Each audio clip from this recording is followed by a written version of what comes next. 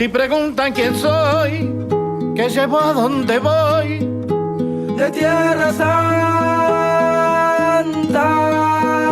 Soy de donde nací, donde voy a morir, mi Tierra Santa.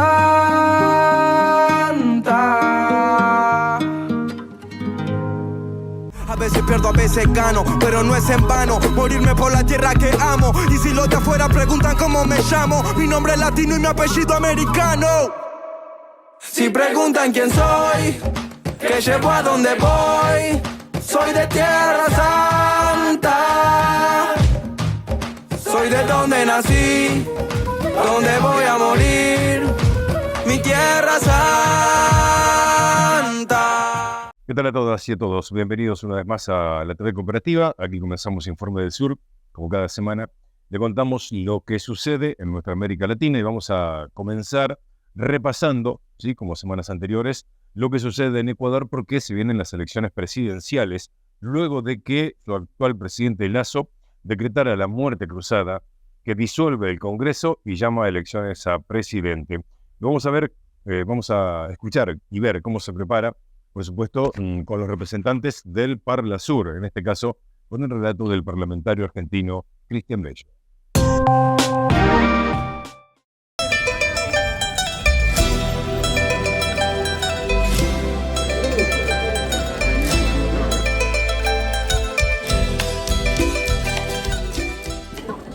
En un clima enrarecido por los recientes hechos de inseguridad que se han registrado en el país, Ecuador elige este domingo a su nuevo presidente, el que gobernará hasta 2025, debido a la decisión del actual presidente Guillermo Lasso de llamar a elecciones anticipadas para completar su mandato.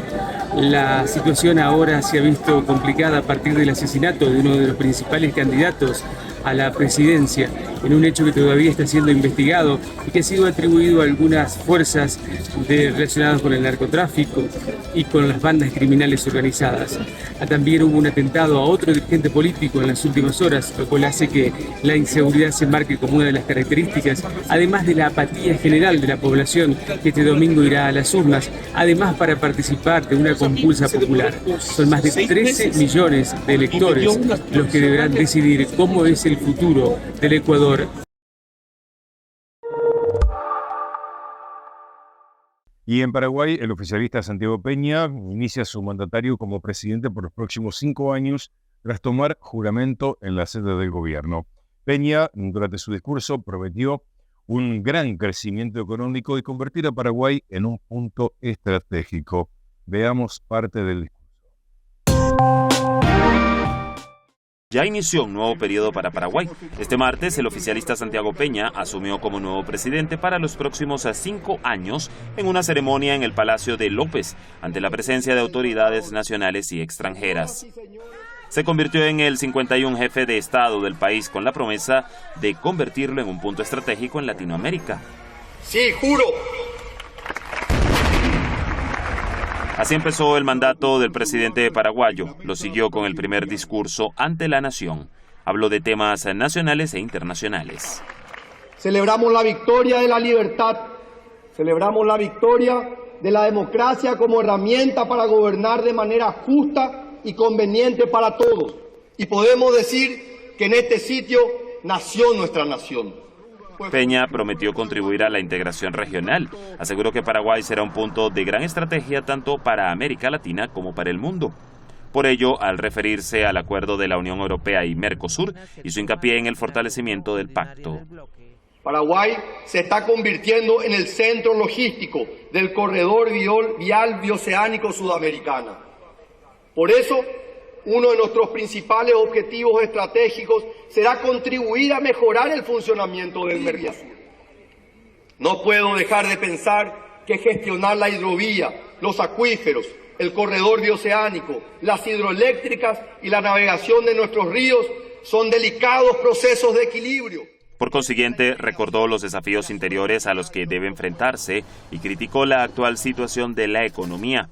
El líder de Estado prometió una lucha firme contra la inflación y la corrupción. Afirmó que la economía será expandida de manera directa en la vida de los ciudadanos. En materia de políticas económicas, las personas no nos guiamos por los indicadores macroeconómicos, sino por el dinero en el bolsillo, por las oportunidades de acceder a un mejor empleo, por las posibilidades de ahorrar e invertir en comodidades para nuestra familia o en un futuro mejor para nuestros hijos. La clave para que el crecimiento económico llegue a la gente es el acceso a un empleo de calidad. El mandatario dice creer en el diálogo y no en la fuerza como mecanismo para solucionar cualquier controversia. Luego del discurso, el mandatario tomó juramento de sus ministros, con lo cual ya está listo todo para comenzar su trabajo y buscar alcanzar las promesas mencionadas. Y también hay elecciones presidenciales en Guatemala. El candidato Bernardo Arévalo evocó la primavera democrática de 1944, encabezada precisamente por su padre, al cerrar la campaña para el balotaje que definirá próximo presidente, el cual enfrenta a la ex primera dama Sandra Torres. Cierre de campaña del candidato presidencial Bernardo Arévalo en Guatemala. Desde el centro de la capital, el hijo del mandatario reformista Juan José Arévalo aseguró el miércoles que recorre el mismo camino de su padre y que el sueño y el legado que encabezó siguen vigentes tras la primavera democrática de 1944. El candidato se reunió por última vez con cientos de seguidores antes de enfrentar el domingo en las urnas a la ex primera dama Sandra Torres.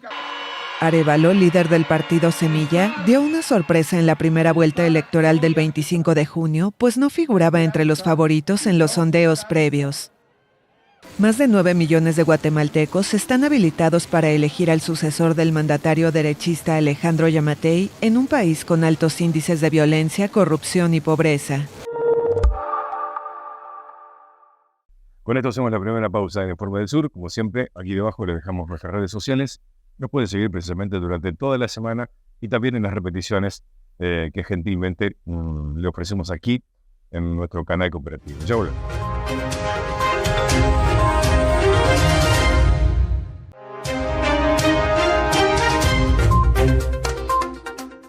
Volvemos, nos metemos en Colombia. Su presidente, Gustavo Petro, anunció que intentará o buscará renegociar el Tratado de Libre Comercio con los Estados Unidos. Precisamente es el principal destino de las exportaciones de ese país. El gobierno colombiano buscará renegociar el Tratado de Libre Comercio con Estados Unidos.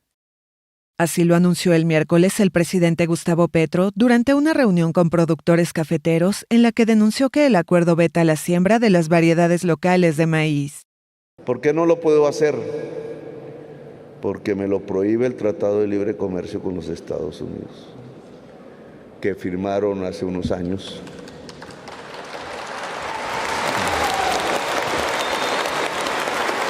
Y que quiero anunciar públicamente que comienza su renegociación. Durante su campaña presidencial, Petro propuso modificar el TLC para proteger a la agricultura nacional de los productos estadounidenses que llegan a precios muy bajos. Importamos casi todo el maíz de los Estados Unidos y del Canadá. Tan así fue la política económica.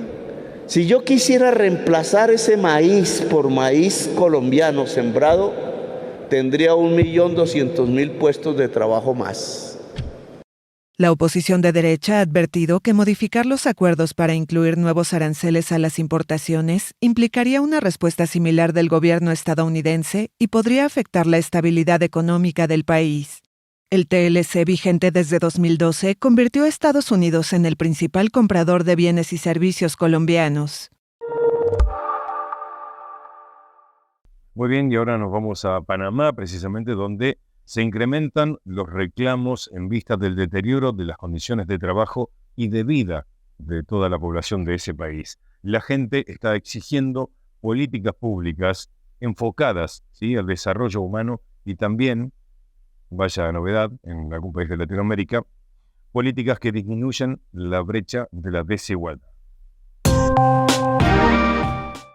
Con piqueteos y otras manifestaciones pacíficas durante las últimas semanas, en Panamá los trabajadores de la salud vienen reclamando mejores condiciones laborales. Hace aproximadamente 2 semanas estamos en esta lucha por nuestros derechos. Tenemos jornadas laborales muy extensas, no nos pagan nuestros turnos no tenemos medicamentos, no tenemos insumos por los cuales trabajar. Este conjunto de situaciones está teniendo repercusión directa en la calidad de los servicios del sistema de salud. Eso conlleva bastantes complicaciones en el manejo de los pacientes, porque los pacientes se les receta alguna medicación y no tienen cómo adquirirlos. Se saben que adquirirlo de manera privada es muy costoso para ellos y eso conlleva inestabilizaciones de sus enfermedades de base y llevan a hospitalizaciones múltiples que se pudieron haber evitado si ellos tuvieran acceso a sus medicamentos.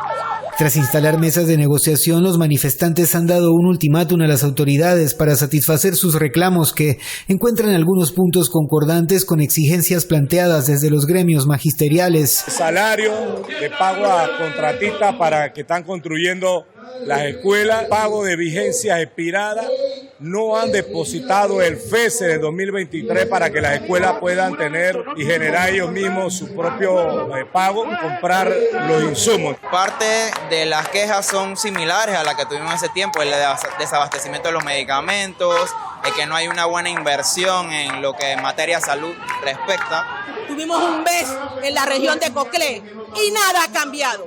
Siguieron las mentiras, la canasta básica no se aguanta, los medicamentos, las migajas que dan del combustible. Perdimos un mes ahí por el gusto. Mientras estas agrupaciones continúan sus acciones de presión, alertan de otras medidas como paros escalonados y huelgas de no ver concretadas sus reivindicaciones para el cierre del mes de agosto. El gobierno todavía no ha aprendido del evento del año pasado, porque aún las medicinas se han encarecido más.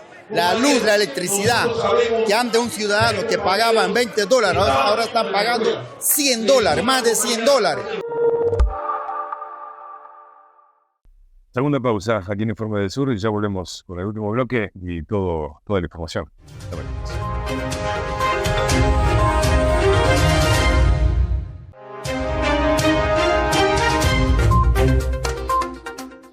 El domingo pasado se realizaron las elecciones primarias abiertas, simultáneas y obligatorias en nuestro país y para sorpresa de muchos, el vencedor de estas elecciones fue el ultraderechista y liberal Javier Milei del partido Libertad Avanza.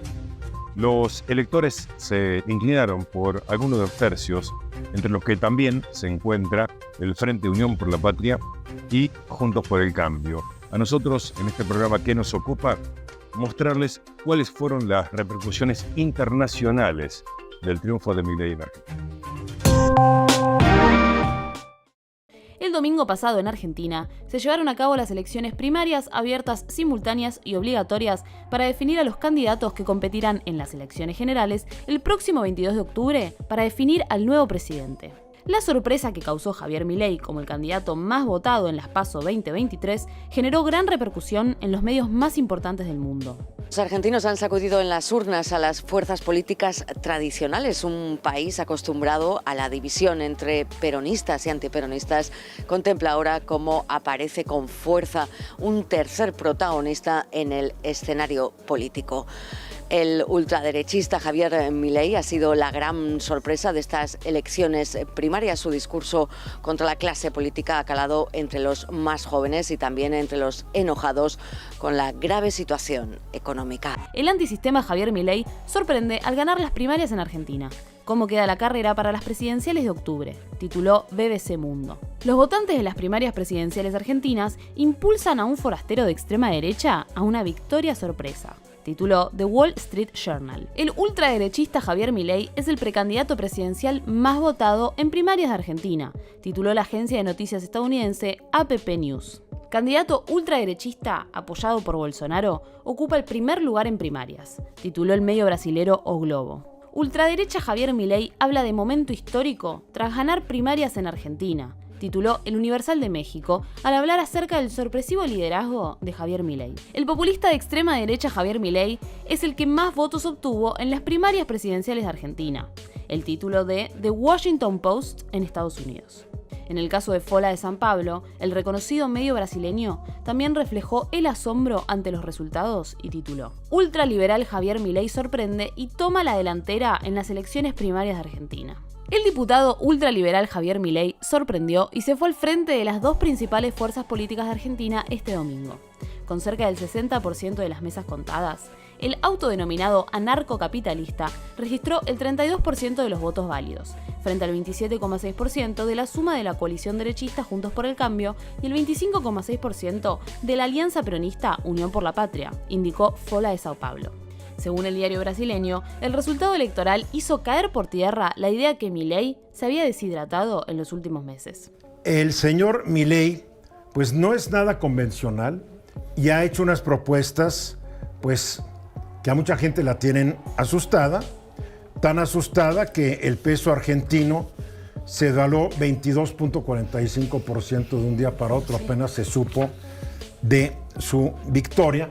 Por su parte, El Tiempo, de Colombia, tituló que Javier Milei lidera las primarias en Argentina según los primeros resultados. El economista libertario Javier Milei, aspirante presidencial del Frente La Libertad Avanza, se posiciona como el candidato más votado en las elecciones primarias celebradas este domingo en Argentina, según los primeros resultados del escrutinio provisional, destacó el diario. Desde Chile, el diario La Tercera también se hizo eco de las cifras que consiguió el libertario al describirla como una gran elección. Por su parte, El País de España publicó en su portal web una amplia cobertura de las elecciones en la Argentina. Su nota principal estaba titulada como "El ultra Javier Milei capitaliza el voto protesta y gana las elecciones primarias en Argentina". Con el 65% de las mesas escrutadas, el postulante de La Libertad Avanza obtiene el 32,11% de los votos. Juntos por el Cambio se ubica segundo, con el 27,5%, mientras que Unión por la Patria, con el 27,69%. Patricia Bullrich superó en la interna a Horacio Rodríguez Larreta por más de 5 puntos. La pelea del oficialismo, en tanto, se resolvió sin sorpresas, con el ministro de Economía, Sergio Massa, aventajando a Juan Grabois, pero con una cosecha total que deja al gobierno en estado de shock. El diario francés Le Monde escribió que el ultraliberal Javier Milei trastorna el panorama político argentino. Así, describió ese medio al máximo ganador de las PASO. A favor de un Estado reducido en su mínima expresión, defiende la libertad de portar armas y vender órganos. Es resueltamente climatoséptico y rechaza el aborto legal aprobado en 2020 en Argentina. Muestra sus afinidades con los expresidentes Donald Trump y Jair Bolsonaro.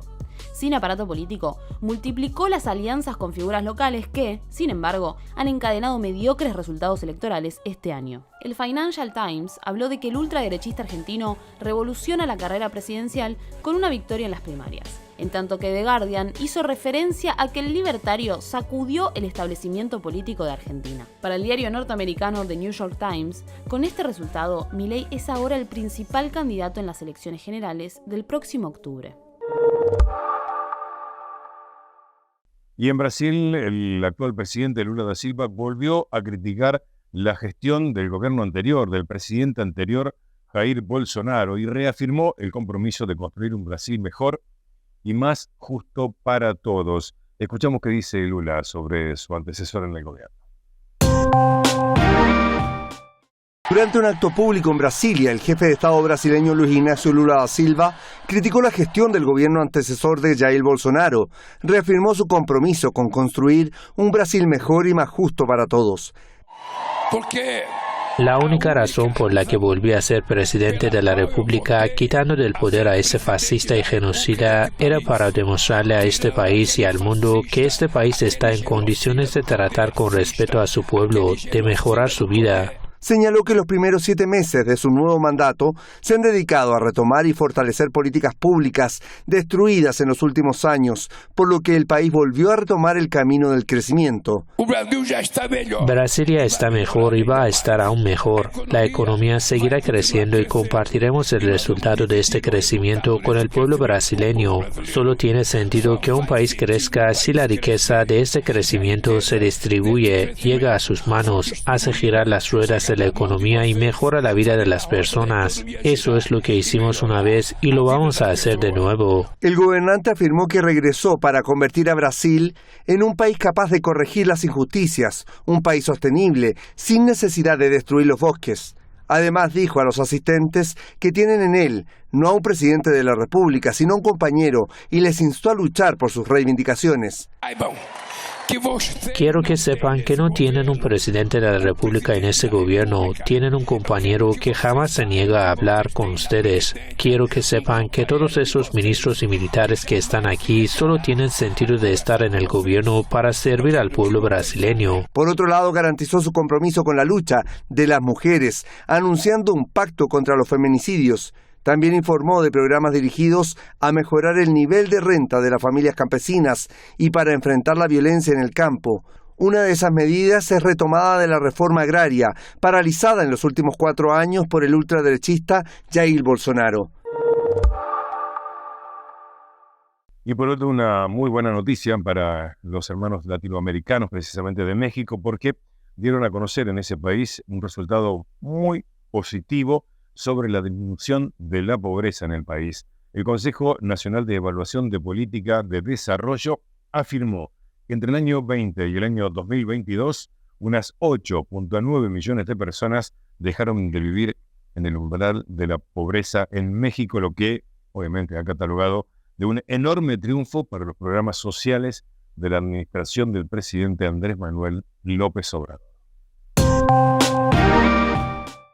El Consejo Nacional de Evaluación de la Política de Desarrollo Social dio a conocer que entre 2020 y 2022, unas 8.9 millones de personas dejaron de vivir en el umbral de pobreza en México, lo que han catalogado como un triunfo para los programas sociales de la administración del presidente Andrés Manuel López Obrador. Reafirmó de que ha habido una disminución de la pobreza y de la desigualdad de manera histórica en el tiempo que llevamos en el gobierno. Las personas que viven en el umbral de pobreza pasaron de representar el 43.9% de la población al 36.3% en el 2022, según el informe.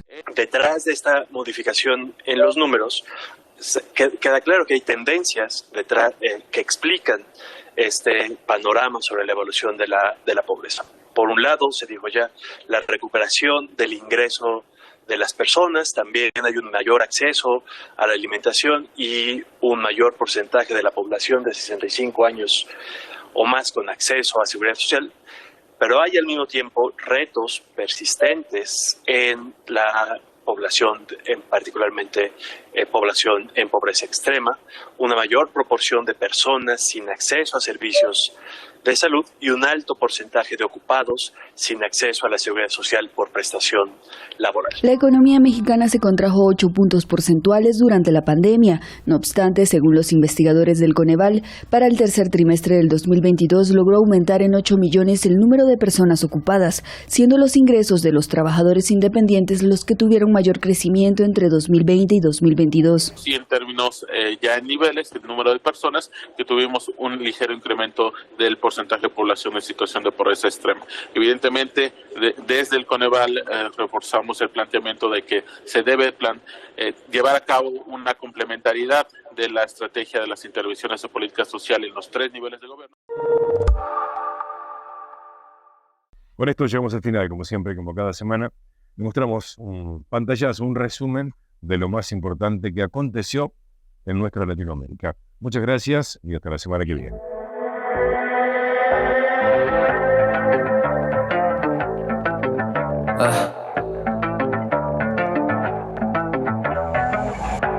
No pude decirme que no y ahora estoy arrepentido. Vuelvo a sentir el sabor de haber perdido conmigo. Te invito a que demos una vuelta y entiendas eso que me tiene cautivo. Mira los demonios que habitan mi cuarto con lo que día a día convivo. No sé cómo hacer, La vida me late y busco lo primero que sacie mi sed, Pregunto a los dioses si merezco el don de volver a nacer, Sigo en espirales que no diferencian dolor de placer. Cuando quieras volver, ya no quieras volver. Te dije a la cara que estaba bien, pero gallé el flash, no sé. Tengo esta culpa que no se silencia. Es un dictador dentro mío, un ruido que solo sentencia. Cargo una piedra conmigo, pesa 1000 kilos de vieja creencia. Mierda, no quiero que gane su inercia. Y no sé cómo mirar a la cara a los que me conocen. Somos corderos vestidos de lobos feroces. No sé, demasiadas poses, sin fe todo se descoce, lo sé.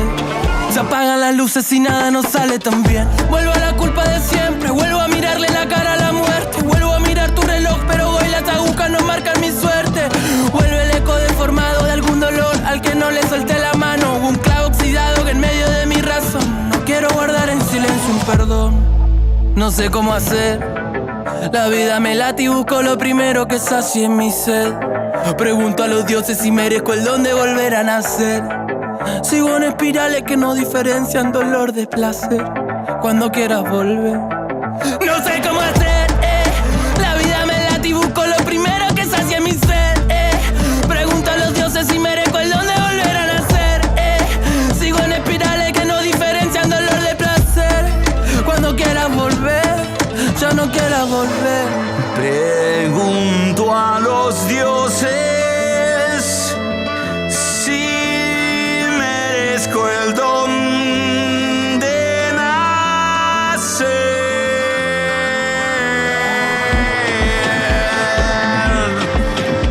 Y nada nos sale bien. Sigo en espirales.